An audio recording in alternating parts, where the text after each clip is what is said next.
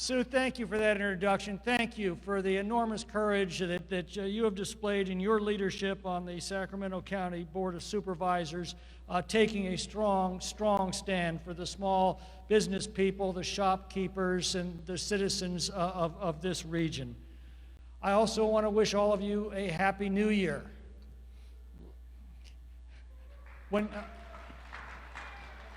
Let's just hope that we're not looking back on 2020 as the good old days. You know, when Supervisor Wagner said that the Sacramento Bee had taken to calling the organizers as the event names, it reminded me of something I've learned in all of my years in politics. When the other side has to call you names, it means two things. It means you're winning the argument, and it means that they know that you're winning the argument.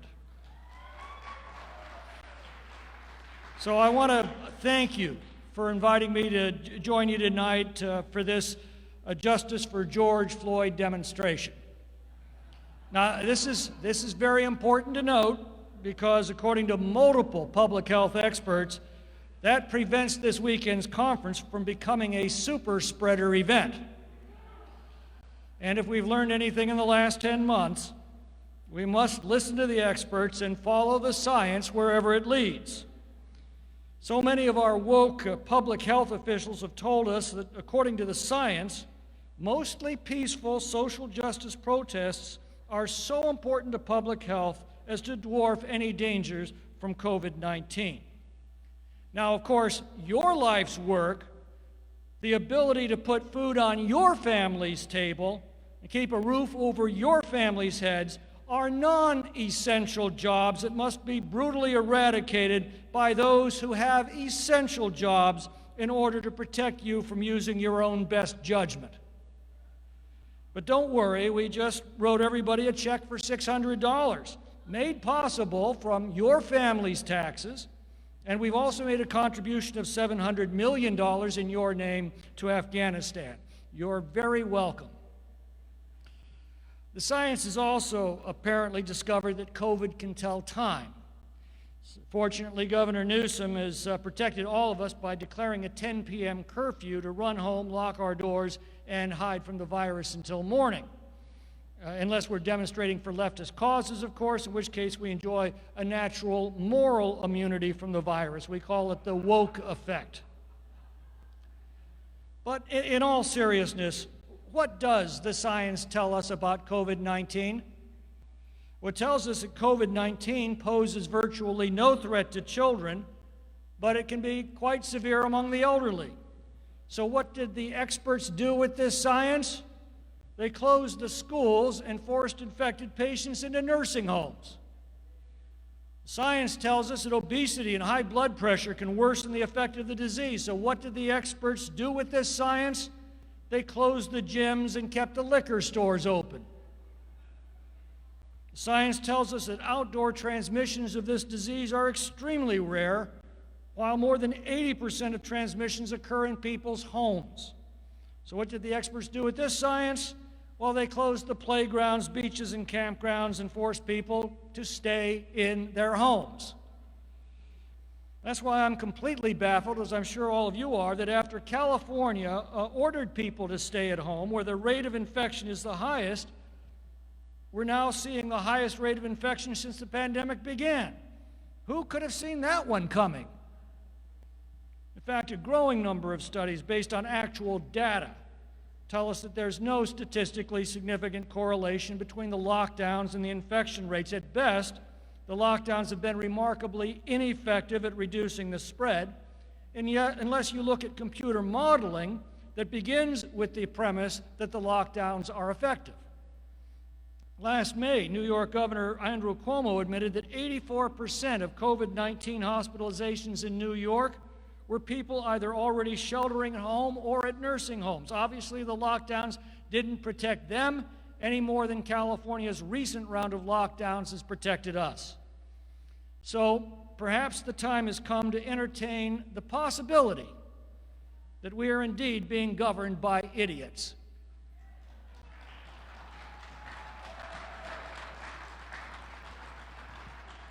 Well, what else does the science tell us? According to the CDC's best estimate, if you catch COVID and you're under 50 years of age, your chance of recovery is 99.98%.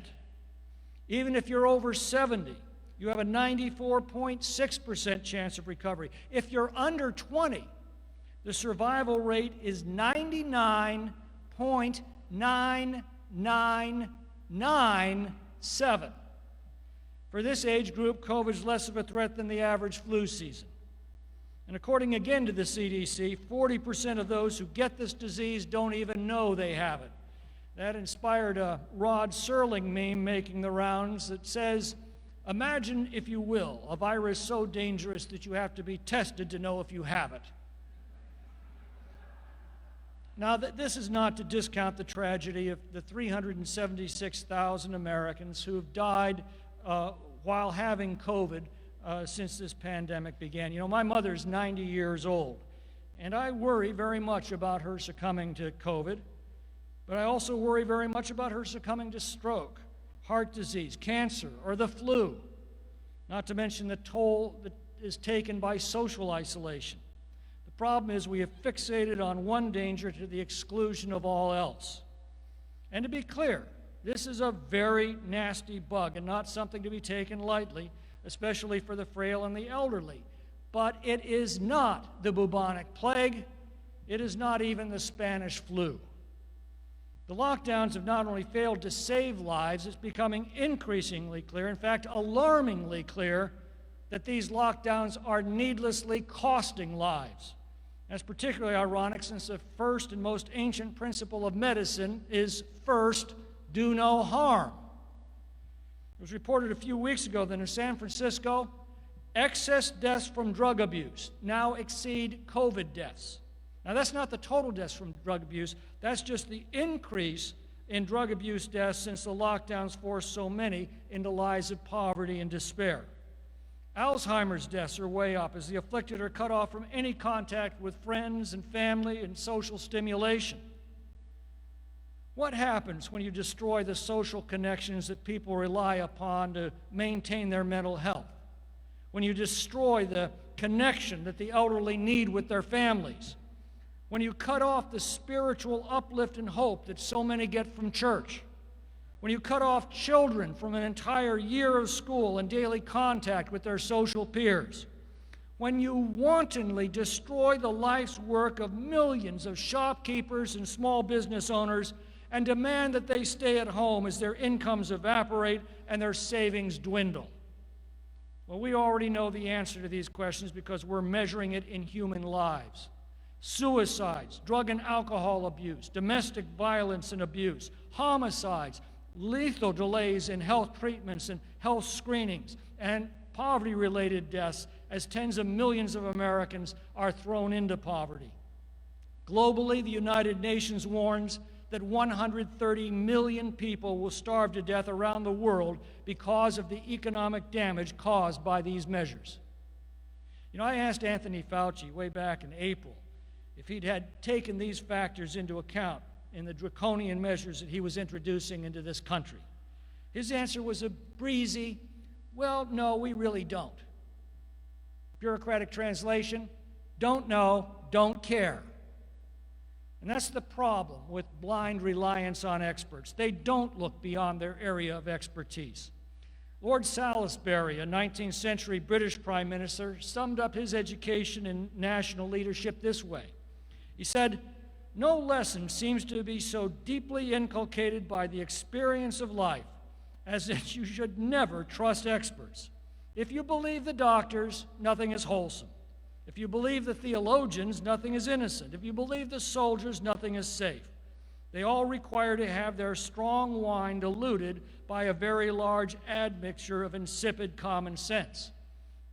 Now, Churchill made a similar observation when he commented that you could take the ablest generals from the battlefield, place them in a war council in London, and at the end of the day, have nothing but the sum total of all of their worst fears. That's why a government by experts is so incredibly dangerous. That's why these decisions are supposed to be made by elected officials accountable to all of the people who we expect to take all of the factors into account, all the risks and costs of all of the available policy options, and then make balanced and reasonable judgments that are guaranteed not to satisfy any group of experts, but to assure the greatest good with the least harm. And it is precisely that expectation that has been dashed in this entire surrealistic world that we are now wandering through. Modern science and its many breakthroughs in immunology, epidemiology, and virology have given us advanced treatments and vaccines unparalleled in human history. But science is grotesquely incompetent to reorder human societies or to change the laws of human nature. Nor does it give officials the omniscience to know what's best for every person in every circumstance. Nor does it give them the right to deliberately destroy people's lives and livelihoods. You know, it's hard to remember that less than a year ago, we were enjoying the greatest economic expansion in our lifetimes. Poverty had dropped to its lowest level in 60 years. Unemployment was the lowest in 50 years. The income gap was narrowing. Wages showed their strongest growth in 40 years. You know, every American needs to see Angela Marsden's tearful video as she pours out her frustrations as a small restaurant owner in Los Angeles. Forced to drastically curtail her business during California's brutal shutdowns, she took out an $80,000 loan to meet all of the expensive requirements to move her dining outside and salvage what was left of her life's work. Instead, the authorities arbitrarily changed the rules and shut her down again, a death sentence for her 10-year-old restaurant. Yet the same authorities permitted a film production company to offer the very same outdoor dining right across the very same parking lot the day she had to close her business. When asked to explain these capricious standards, Governor Newsom smarmed, "Oh, I'm deeply empathetic." Well, that must be a load off their minds. You know, I'm reminded of Leo Tolstoy's depiction of the Tsar's government. He wrote, "I sit on a man's back, choking him and making him carry me, and all the while assure him and anyone who will listen that I'm willing to do anything I can to help, except by getting off his back." The fact is that the only genuine relief from the COVID lockdowns is to end the COVID lockdowns. Why is it?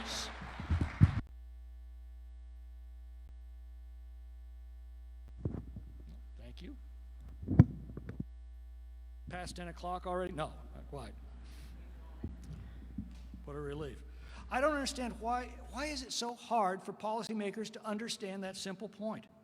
The plight of Angela Marsden and the countless victims of these policies tell us clearly what we are effectively accomplishing. We're destroying our society. Nearly half of American retailers say they're now in imminent danger of permanently closing. Forbes magazine reports, quote, "The number one worry of small business owners' minds now is the threat of more government-mandated business closures." 11 million Americans who had jobs in February no longer have them today. And the poorest families are the ones who've been hit the hardest. We have arbitrarily and indiscriminately destroyed the life's work and life's dreams of millions of Americans like Angela Marsden. We've made the most sacred right of Americans to life, liberty, and the pursuit of happiness into a hollow and bitter mockery. And tonight we exercise our First Amendment right to freedom of speech, our First Amendment right peaceably to assemble, our First Amendment right to petition our government for redress of grievances, and our Fifth Amendment right not to be deprived of liberty without due process of law.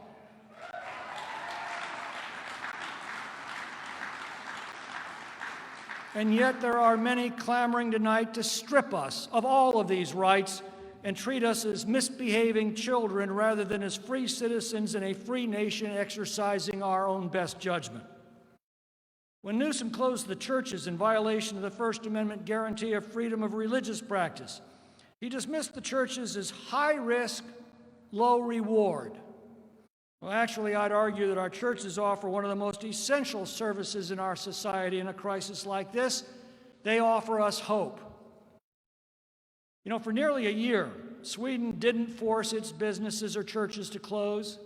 Sweden didn't shut down its schools and abandon its children to the streets. Sweden didn't even order a mask mandate. Swedish officials did what free societies do. They gave the best advice they could and trusted their citizens to use their own good judgment of what measures made sense to them. Well, as of today, Sweden's mortality rate for COVID is 202 per million below that of the United States. Sweden's rate, if you applied it to the United States, would translate to 66,000 fewer American COVID deaths. And meanwhile, Sweden has sustained a fraction of the economic damage inflicted on innocent Americans. Compare Utah with Colorado. They share a common border, common geography, common weather, same urban-rural mix, same general economy. Utah's restrictions have been very light. Colorado's have been brutal. Utah currently has half the COVID mortality rate of Colorado and 3/4 of the unemployment rate. But the greatest threat the new lockdown culture presents to our civil liberties is that it is fundamentally altering the relationship between Americans and their government. It's the age-old question that Cecil B. DeMille framed in his introduction to the Ten Commandments. Are men the property of the state, or are they free souls under God? Every time we step out our homes, the risks that we face multiply. A free society assumes that its citizens are competent to assess the risks, balance them against the avoidance costs, and to manage their decisions in a generally responsible way. It's called common sense, and it's a necessary prerequisite for self-government and liberty. When a risk presents itself, people naturally change their behavior. If they believe the risk of leaving their houses is too great, they're free to stay at home. If they believe venturing beyond their front doors is a manageable risk, they're free to venture into the world, taking those precautions that to them seem the most prudent. In an epidemic, their assessments of risk might convince them to avoid crowded theaters or restaurants, wash their hands more frequently, avoid handshakes, wear masks, or become hermits. These acts don't require force, and they don't make any demands of others. They are a matter of individual judgment and freedom of choice. In this pandemic, many elected officials have abandoned the practices of a free society. They've crossed some very bright lines that separate free Americans from those unfortunate to live under authoritarian regimes, and they've set a very dangerous precedent for the future. So where's all this taking us? How will historians look back on this bizarre period of world history? Now, the left believes that the aftermath of the coronavirus panic will produce a population highly dependent on government, inured to social control, subservient to self-appointed experts, and dedicated to woke culture. Well, they may be right.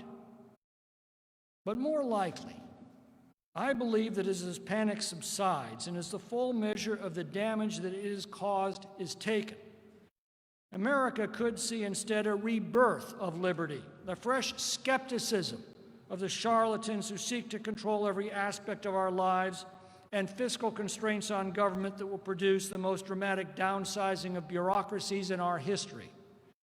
Apocalyptic climate scenarios modeled by experts that have been used to advance the left's agenda for decades may finally come under new scrutiny now that the public has experienced the damage done by faulty coronavirus models.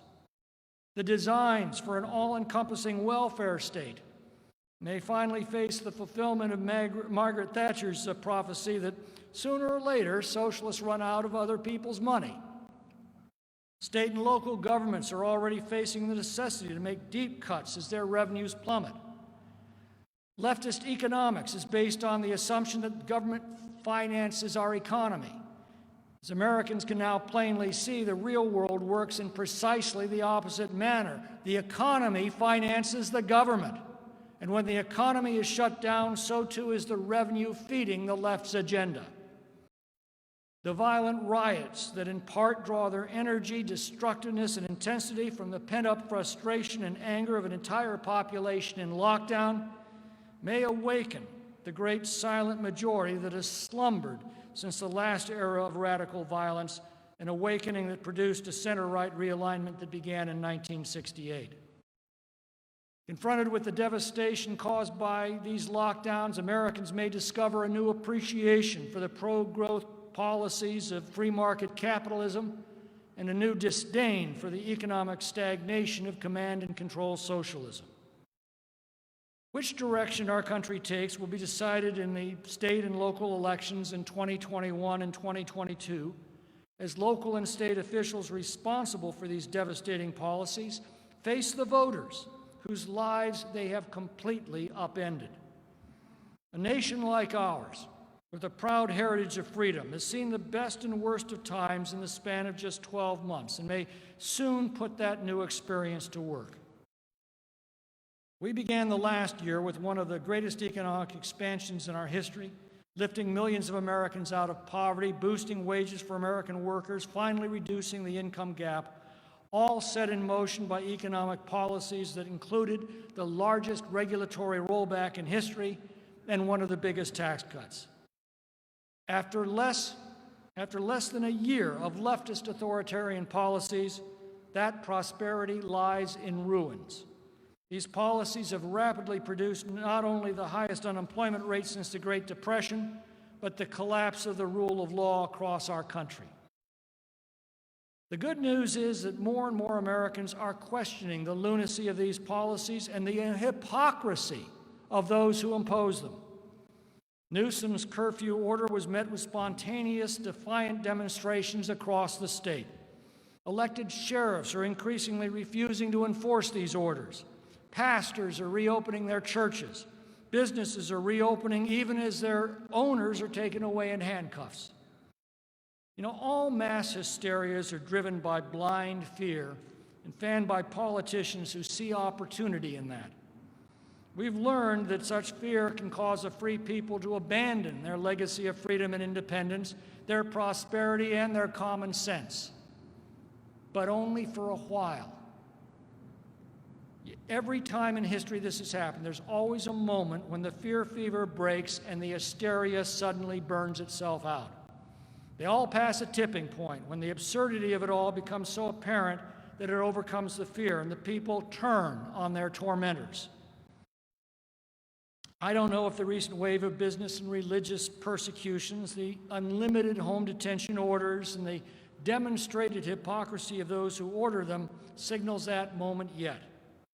But every shopkeeper who defies these petty tyrants, every parent who confronts their school officials, every person who refuses to comply with the dysfunctional, dystopian world created by the lockdown left, every person who is here at this conference this weekend brings us one step closer to that turning point, which is why your presence here this weekend is so important in hastening that moment, and it can't come soon enough. Thank you all very much for everything you're doing. God bless our great nation.